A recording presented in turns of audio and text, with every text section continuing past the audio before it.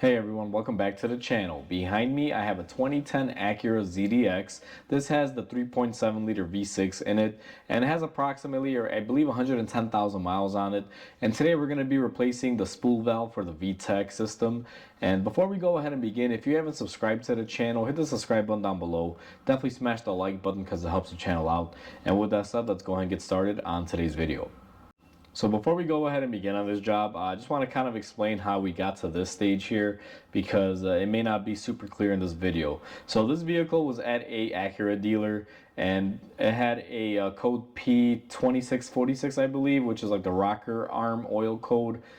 Typically it comes back to being like a pressure sensor issue or a solenoid issue. And in this case, the Acura dealer told them that they needed the spool valve, which basically houses everything. Now the spool valve is this contraption. You have your solenoid on here, you have your pressure sensor. The valve is actually on the inside there. I don't know if the camera's going to pick it up.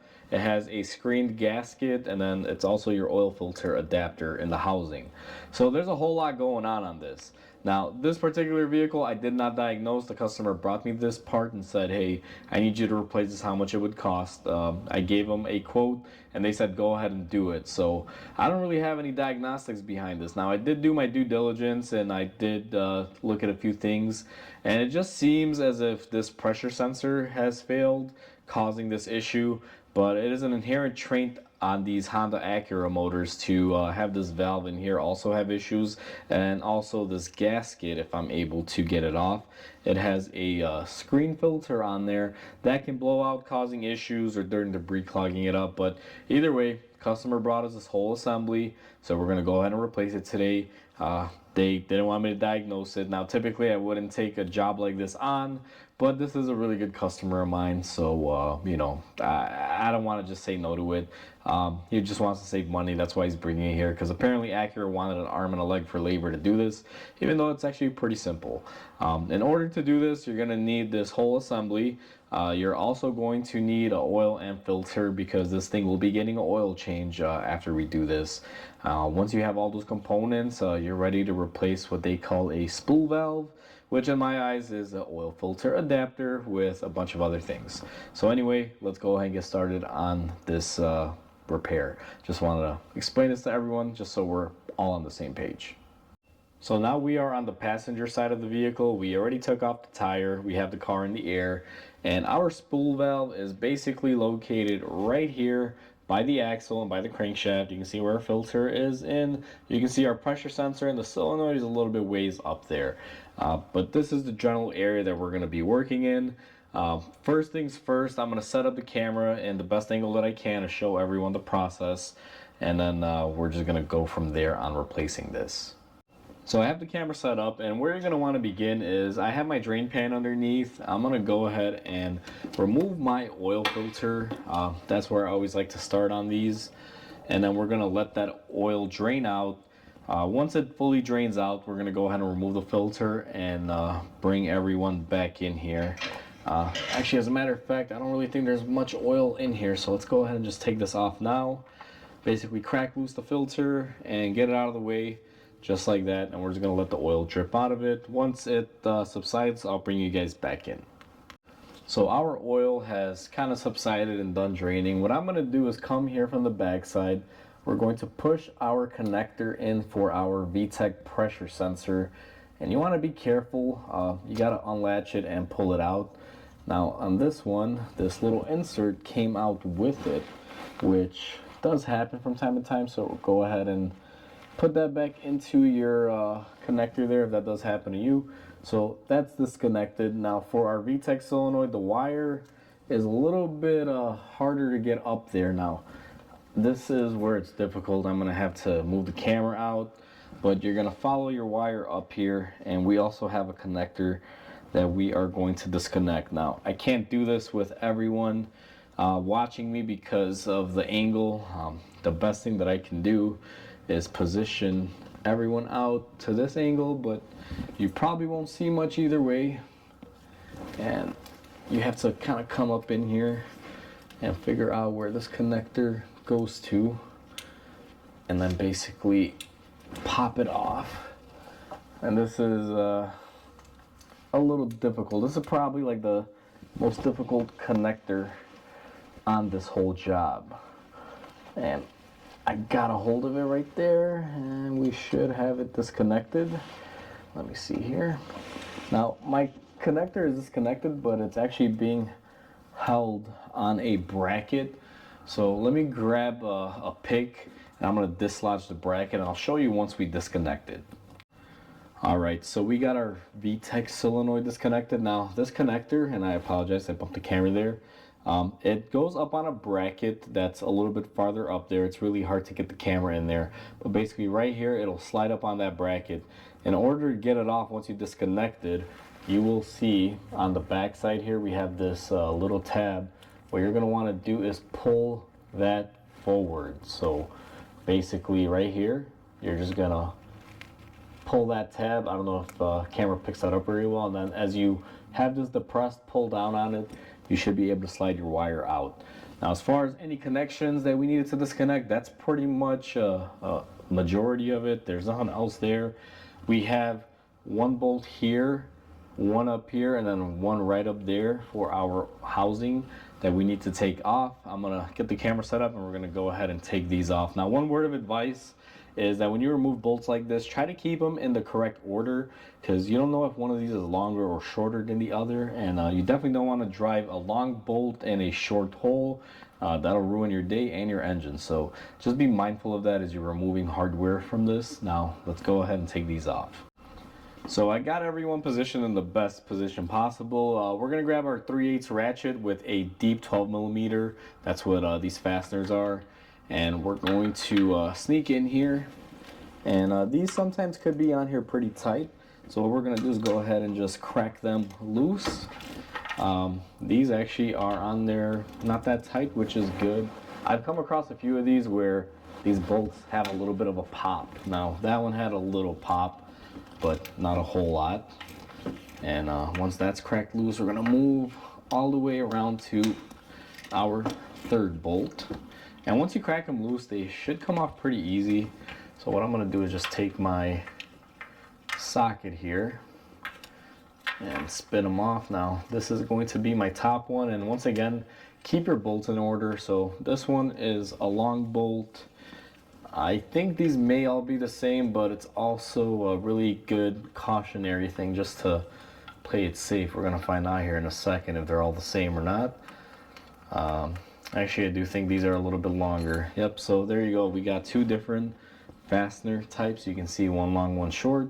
So our long one is going to be up top, and then our short one is going to be right next to it. Now I'm assuming this is going to be another long one. If I was a betting man, pretty sure it's going to be a long one. Now this one is the worst one to get just because the crankshaft pulley is kind of in the way. So I'm going to use my socket, and we're just gonna spin it off. Now if you don't want to do that, the alternative would also be to grab a electric ratchet and try not to drop everything on your table like I just did, and then just go ahead and get this off. And now this one is a short one. So see, this is why it's very important to keep track of your hardware, because if you don't, you can mix it up and then that'll cause an issue later on. So now that we have our bolts taken off, it should be as easy as grabbing onto this bad boy and taking it off just like that. Try not to make a mess, because there will be oil coming out of there. And one thing that you want to do is make sure you get your gasket off here. Very important. I like to inspect this as soon as I take it off. Just flip it around there, and I don't know how well the camera's picking it up, but we got some dirt and debris there. It's not really going to be picked up very well, but you guys can kind of see where the light doesn't shine through. It looks kind of brownish in that top area right there. So that could be what is causing an issue as well. So now that we have our adapter off, I'm going to go ahead and grab some brake cleaner. We're going to clean off this area. Do keep in mind that you are not to use any sort of abrasives on this. It's not mandatory, and if you do it, you will wind up destroying it. So I don't really take anything abrasive. At the very worst case, a very fine Scotch-Brite pad and a manual one, not one driven off of a power tool, just to lightly clean up any areas. But as you can see, the areas where the gasket contacts is really clean. There's no need for that on this one. I only find that sometimes on some of these you'll need to go that route, but with this one, I mean, I'm running my hand through it and this is a little trick. It's nice and clean, just a lot of oil that we're gonna clean off with our brake cleaner. Alrighty, so it's been draining and dripping. As you can see, some oil's coming out, and this is where you need the brake cleaner. And in this scenario, I really wish I was like Eric O, where he has that cool little thing that comes on with the brake cleaner. So, ta-da, and then let's spray. So, I'm just gonna go ahead and clean off your areas here. It's gonna drip out more oil. It's normal. These crevices in here always have oil coming out of somewhere. So I just like to spray it down, and you saw there, more oil came out. You can get kind of close and try to clean up the areas and then back it off just like that. And then make sure you have a clean rag, lint-free towel, and just wipe off the brake cleaner just like so. Now, if some oil gets on there, like you saw some oil drip there, it's not the end of the world. It's not really going to do any damage or hurt anything. This gasket can work with oil on it. It's an O-ring gasket. They don't swell up or leak because of oil getting on there. That's what their intended purpose is. So you shouldn't have to worry too much. Now that we have that, what we're going to do is go to our bench and make sure our parts are prepped and ready to be installed. So on the bench, what I like to do for this particular vehicle is just make sure this gasket is in place. Now, this gasket sits on this housing. Do not try to take it and put it onto the engine side because it just doesn't fit that way. So once you get it into place, it'll stick in there fairly good. I mean, you can see I'm tilting it, and well, it fell off there, but we're not going to be tilting it completely, you know, upside down.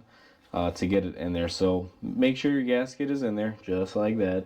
Push it in, and obviously don't do that, it will fall out, but you know, for what we need it to like that, it'll stay in place. So once we have everything, we're gonna go ahead and take this to the car, and let's go ahead and get it installed. So now that we got our spool valve ready to go, we're gonna come in here, and you gotta kind of mind the crankshaft a little bit here, or the pulley I should say. I'm gonna come in here kind of at a slight angle. And what I'm gonna do is try to put this bolt in here and give it a couple threads. It's very difficult because the camera is where I want to be. Now I'm gonna have to let that gently sit there for a second.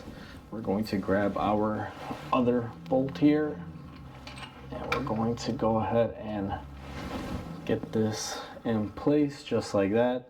Now, one thing I like to do before I go any further, and you guys probably won't see this, but I'm kind of sideways on here, and I'm just gonna grab another light.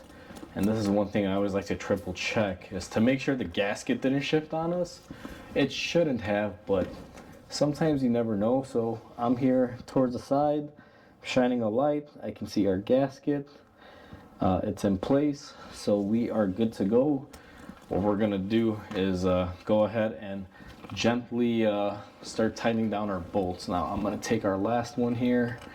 This one is going to require the socket, and we're just going to start threading this in just like so. Now what I'm going to do, and I'm not going to impact this on, don't do that, have some control over your tools, but I'm going to use my ratchet to just help run the bolts down.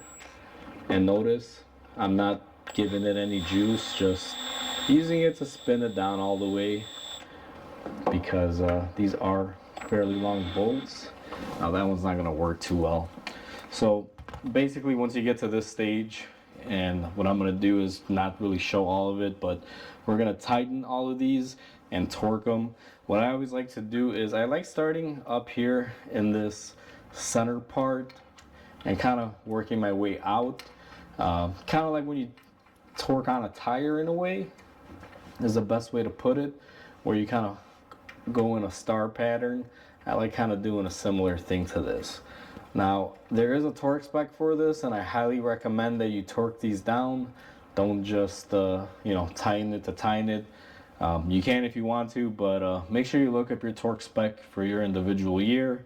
As all you know out there, I don't share torque specs because they vary. There's a 3.5 liter, a 3.0, and a 3.7 variant to this engine, and I don't know if those specs are going to be different. So once you get to this stage, just tighten and torque your spool valve, and then proceed to the next step, which I'll show in the next clip.